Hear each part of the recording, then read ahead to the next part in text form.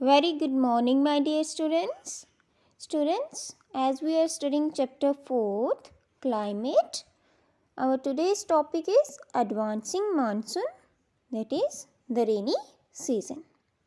बच्चों previous lecture में हमने डिस्कस किया था the hot weather season, that is the summer के बारे में. आज हम डिस्कस करेंगे एडवांसिंग मानसून, जिसे हम क्या कहते हैं, रेनी सीजन, यानी कि जब बारिश होती है उस मौसम के बारे में हम डिस्कस करेंगे. Bye early June the low pressure condition over the northern plains intensifies. It attracts the trade winds of the southern hemisphere. These southeast trade winds originate over the warm subtropical areas of the southern oceans. तो होता क्या है कि early जून में जो low pressure condition है northern plains के ऊपर बहुत ज़्यादा इंटेंसिफाई हो जाती है. इंटेंसिफाई यानी कि तेज़ हो जाती है.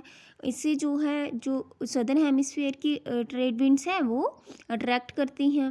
These south east trade winds originate over the warm subtropical areas of the southern oceans. और ये जो साउथ ईस्ट ट्रेड विंड्स हैं वो कहाँ पर ओरिजिनेट होती हैं, जो सब ट्रॉपिकल एरियाज हैं सदर्न ओशंस के, वहाँ पे ओरिजिनेट होती हैं. और फिर ये विंड जो है इक्वेटर को क्रॉस करते हुए साउथ वेस्टर्ली डायरेक्शन में ब्लो करते हुए ये इंडियन पेनिनसुला में एंटर करती हैं एज साउथ वेस्ट मानसून. ठीक है, और अपने साथ क्या लाती हैं, moisture.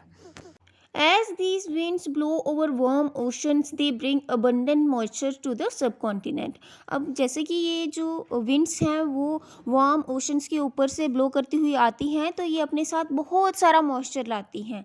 These winds are strong and blow at an average velocity of 30 kilometre per our. ये जो विंड्स होती हैं बहुत ज़्यादा स्ट्रॉन्ग होती हैं, बहुत ज़्यादा तेज़ होती हैं और ब्लो करती हैं at an average velocity of 30 kilometre per hour. ठीक है, और लगभग 1 मंथ में ये जो मानसून विंड्स हैं वो पूरी कंट्री को कवर कर देती हैं, यानी कि पूरी कंट्री में बरसात का मौसम आ जाता है. The inflow of the south west monsoon into the India brings about a total change in the weather. अब ये जब साउथ वेस्ट मानसून आता है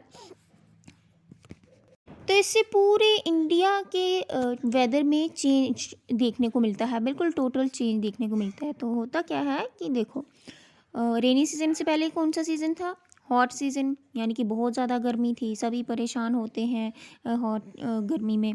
तो जैसे ही मानसून आता है, जैसे ही रेनी सीज़न आता है, तो उससे जो है टेम्परेचर जो है एकदम से फॉल करता है, यानी कि राहत मिलती है लोगों को गर्मी से.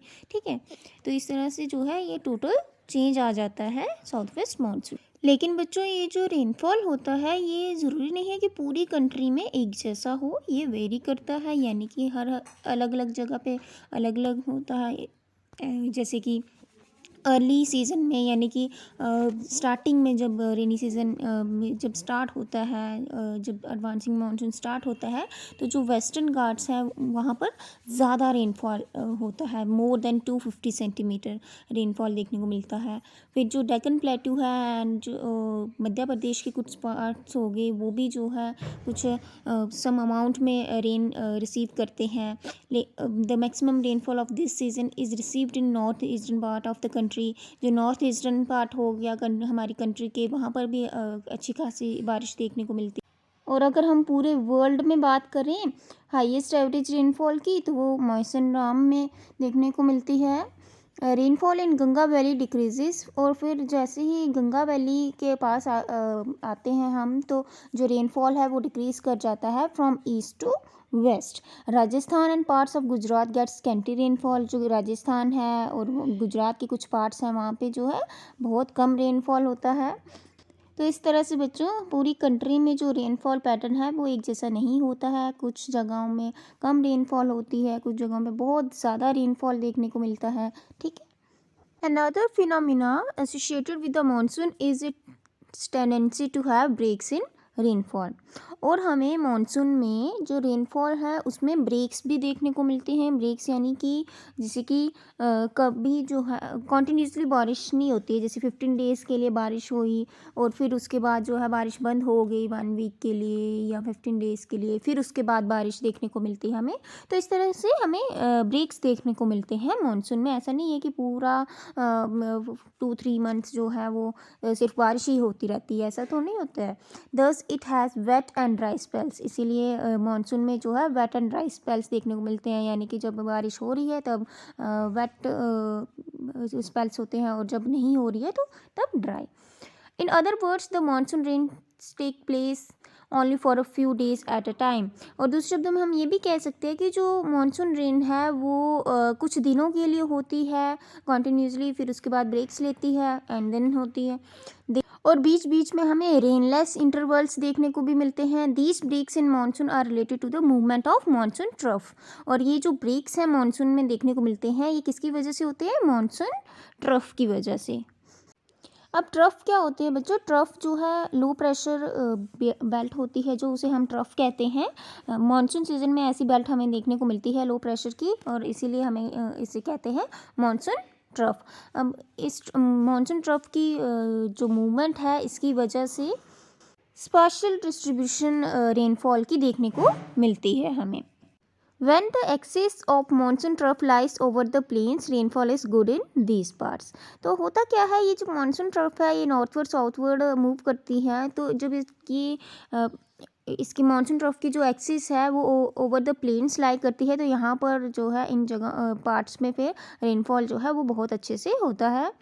On the other hand whenever the axis shifts closer to the Himalayas there are longer dry spells in the plains। और जब ये जो एक्सिस है ये हिमालयाज़ की तरफ शिफ्ट करती है तो जो प्लेन्स हैं वहाँ पर जो है बहुत ज़्यादा टाइम तक जो है ड्राई स्पेल्स देखने को मिलता है, यानी कि बारिश नहीं होती है। And wide spread rain occur in the mountains.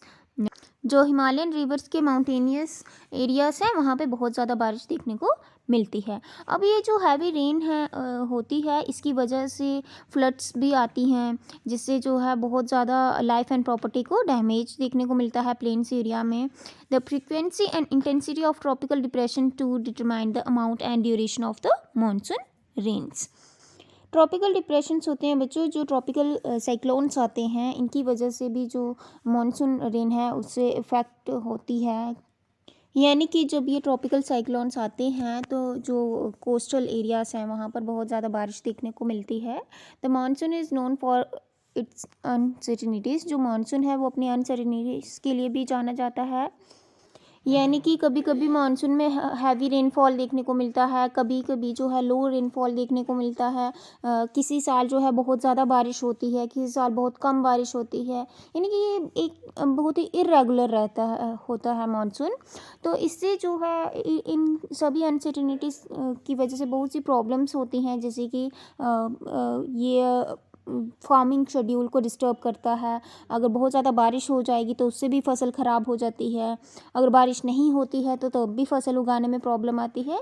तो मानसून जो है अपनी अनसर्टेनिटीज़ के लिए जाना जाता है।